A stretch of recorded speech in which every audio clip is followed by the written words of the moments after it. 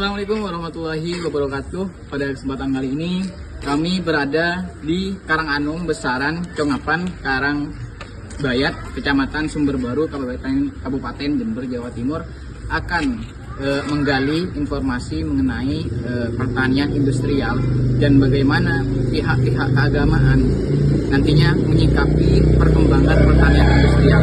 Nah, sekarang kami berada di Pondok Pesantren Raudatul Muta'alimin. Nah,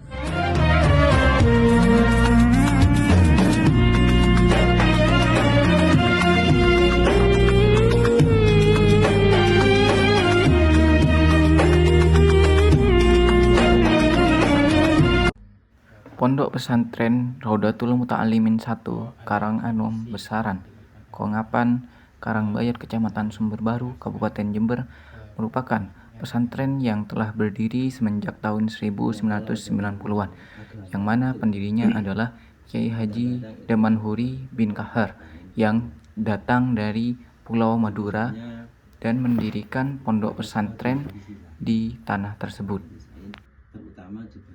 Setelah Kyai Haji Damanhuri wafat, maka pimpinan pondok pesantren dialihkan kepada menantu beliau, yakni Kyai Haji Iman Sonaji, yang sekarang sedang kami wawancara.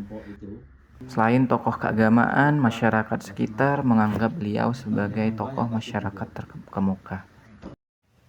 Lokasi pesantren ini berada di kaki pegunungan Argopuro dan terletak di antara setiap perdesaan yang relatif tenang dan jauh dari keramaian pusat kota, sehingga sangat mendukung terciptanya suasana belajar yang kondusif bagi para santri.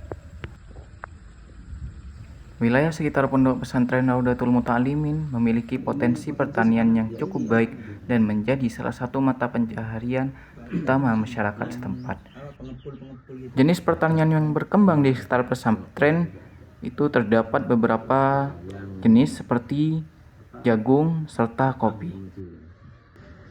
Kalau adik kesini ya seperti itu. Nanti kalau umumnya adik itu di lingkungan yang lain, di daerah datar sana lain lagi.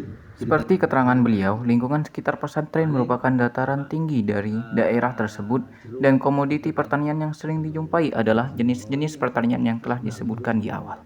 Beda halnya bila di dataran rendah, tanaman padi merupakan komoditi pertanian yang sering dijumpai dan diminati oleh para petani setempat. Menurut keterangan beliau, kondisi alam yang terjadi di dataran tinggi sangat tidak memungkinkan kesuksesan penanaman padi hingga panen. Begitu pula dengan kopi bila ditanam di dataran rendah, sehingga pada dasarnya pertanian daerah tersebut sangat bergantung pada kondisi alam sekitar. Walaupun demikian, para petani lokal dataran tinggi mengakali media pertanian dengan pemanfaatan media terasiring. Iya. Kalau sini daerah padi jarang. Masalahnya sawah-sawah tersebut kan gini kan, kecil-kecil, iya. Nah, nggak seluas di daerah dataran.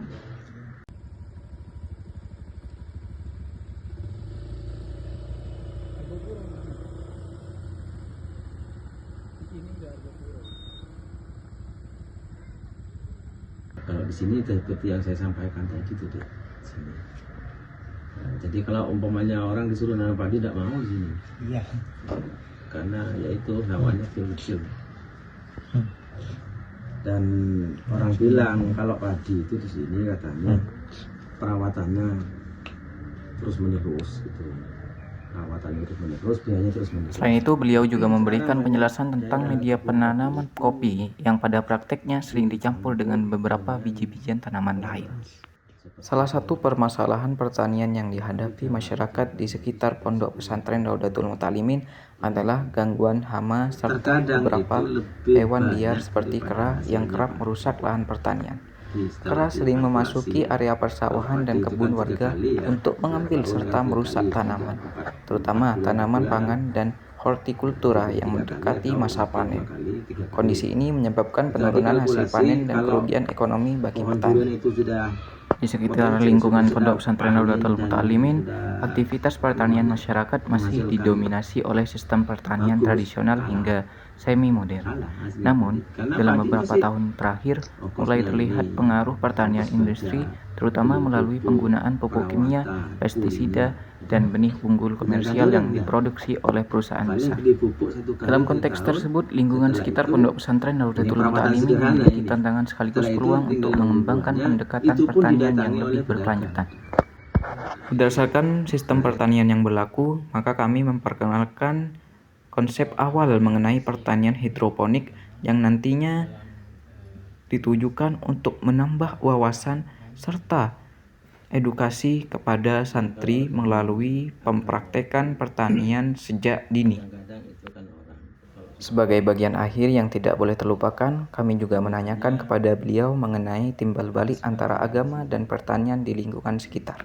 terutama ya kalau dengan agama itu kadang-kadang itu kan orang kalau sudah panen gitu ya, sudah panen itu biasanya ada sebagian disisain, sebagian disisain, terutama diberikan ke guru tugas, kalau ada guru tugas untuk itu. Terus kadang-kadang untuk santri ada, terus termasuk juga orang yang berkelompok itu nabung. Untuk apa? Kadang-kadang untuk nanti sedekah, itu tabungannya untuk bangunan, untuk apa itu. Terus umpamanya ada pengajian-pengajian diambilkan dari situ. Biasanya seperti itu orang. Setelah kegiatan edukasi dan diskusi selesai, kami disuguhi makanan oleh pihak keluarga pondok pesantren sebagai bentuk penghormatan dan tradisi ketika terdapat tamu yang datang sowan. Pada akhirnya, kegiatan di pondok pesantren Raudatul Muta'alimin ini menunjukkan bahwa lingkungan sekitar memiliki potensi pertanian yang besar, namun menghadapi berbagai permasalahan. Pengenalan pertanian hidroponik menjadi alternatif solusi yang sederhana dan berkelanjutan. Kegiatan ini juga menegaskan hubungan erat antara nilai keagamaan dan pertanian yang berlangsung dalam suasana edukatif dan kekeluargaan. Kami menyempatkan diri untuk berfoto bersama pengasuh untuk mengabadikan momen di penghujung kunjungan.